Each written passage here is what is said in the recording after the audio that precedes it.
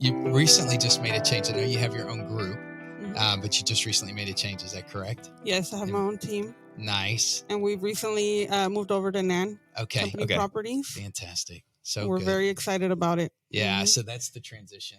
So the whole team, made the move with you. Yep. How many people are on your team right now? I have, it's a total of 4 agents. Okay. I have a transaction coordinator and then a marketing rep.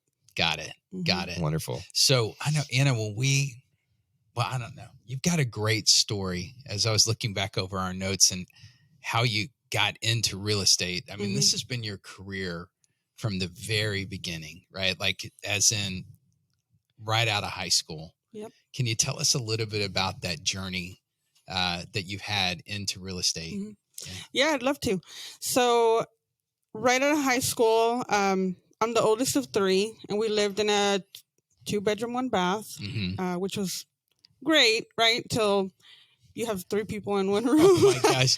You just start breathing on each other? Sisters too? No, it's a sister and a brother. Okay, cool. Okay. Wow. Yes. A little balance. We're all pretty spread out. Yeah. So that was fun, but we always dreamed about having a 2-story home, and we convinced my dad. He's very easily convincible, right? Right. Hey, Dad, we want this. Okay. So we talked to him. My mom was the one that gave us a harder time because she, change for her comes a little harder. Mm-hmm. So my dad's like, okay. So we started driving around, and we literally probably drove around 3 different properties. And the very first property that we saw, we really liked. So we called the agent on the sign, and that's how we met Lottie. Lottie Stevens was the agent for that property. She got my parents approved. We went through the process, but she didn't speak Spanish.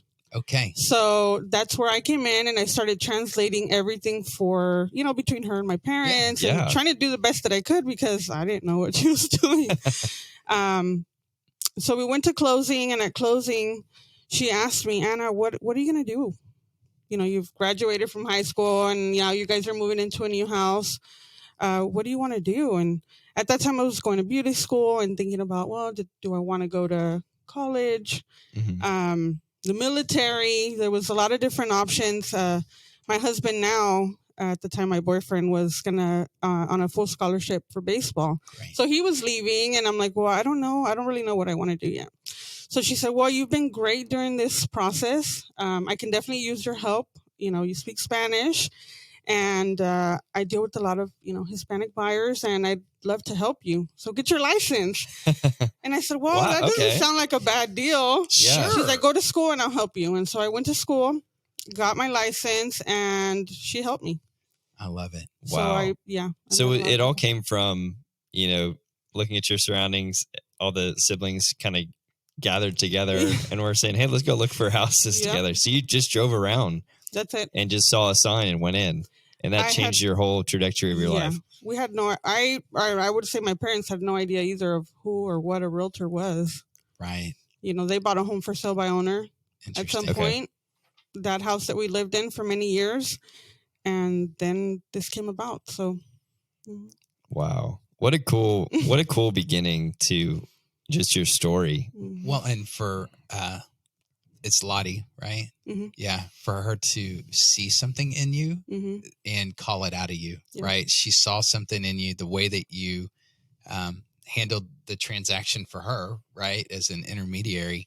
And she called that out. And that took a lot for her to do that. And for you as well to respond. So that's great. So, okay. So we're early 20s, right? Yep. Where do you go from here? Like where is that progression? Well, that's 20 years ago. Right. To now. Okay. I've just turned 40. So I look back and kind of look at everything that we've been through, the different companies that I joined to try to find that, how do we get more clients? What can I get from the brokerages or what can help? And I did find that a lot of the agents that I met early on into real estate have been my friends and have helped me through the process. And without them, it would have been a lot harder. Yeah. Mm-hmm. Yeah, definitely. Because real estate is very cutthroat. unfortunately. It's hard to trust other agents sometimes. And so we've always kind of stuck together and like, hey, I'm going to be out of town, right? Who's going to take care of the client? And so we always stuck together. And that was very helpful. Great. You kind of found your pack. Yes. And even now to this day, we're not together, but anytime they need something or if I need something, we know that we can call each other and make it happen. Well, and I think love it. You also have some longevity with your team, right? Your transaction coordinator has been with you for a long time. 5 years now. 5 years. That's a good milestone. That's a great milestone. That's a huge milestone. Yes. Your sister works with you as your 5 marketing years person, as well. right? Your husband is an agent on your team. Is that right? He is my partner. Yep. Yeah. Okay. He's your partner. Yeah. I think you said he's the one that he's the sales. He is the total sales compared to me. Right. I'm the shy one. He can talk to anyone. He can sell anything. It's in his nature. Right. So in those beginning stages, if we can kind of maybe say that was like the first season of your career. I know with new things, everything kind of has growing pains, right? What were some of the growing pains or like what were some of the difficult things in the beginning? Maybe the first, because how long have you been in the industry? 20 years. 20 years. Okay. So maybe in the first 5 years, what were some of the biggest struggles that you were facing and how did you overcome them? I was straight out of high school, so I had no experience with real estate whatsoever. Real estate school is a fast pace, like you're just trying to pass your test. I feel, there's not a lot of learning. Yeah. So learning through the process was definitely hard because some of the hiccups were working with the client and messing up. And, that comes with time and experience. It does. Right. And some of the clients were upset and I got fired a couple of times. That happens to all of us, right? You're fired, but you work for yourself, so it's good. Just get another one. But then you learn and you never do it again. Right, exactly. That's when you learn the most. Cold calling has always been very difficult for me. So picking up the phone to call people I don't know to try to get business was difficult. So that was something they pushed a lot back then. Social media wasn't a big deal like it is now. So either you were posting stuff in the newspapers, right? Or you were picking up the phone and calling. Yeah. So interesting. I think for me that was the hardest thing. I had to learn as I went over everything because I never had any experience buying property or selling property, with the exception of my parents' home that they purchased. Yeah, being basically the transaction coordinator on your on your parents' purchase. Hey, one of the things we had asked you before was like, is there a secret or some time-saving technique that you have or that you learned that you could share with our listeners that has helped you out?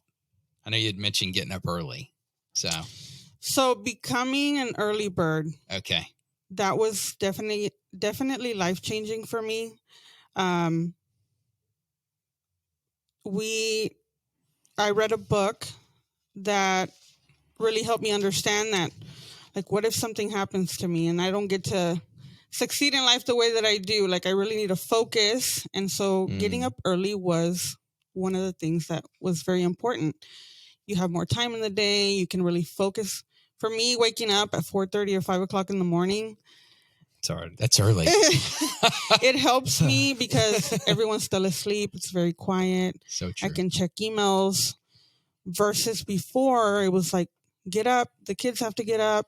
I'm rushing. Now I have an appointment. I didn't prepare, and always on the run. This business is always so hectic. I feel we're always running and trying to find new clients and or working or finding property and talking to people. That to me, that's my quiet time. Yeah. What does that morning look like? So you get up, what do you do?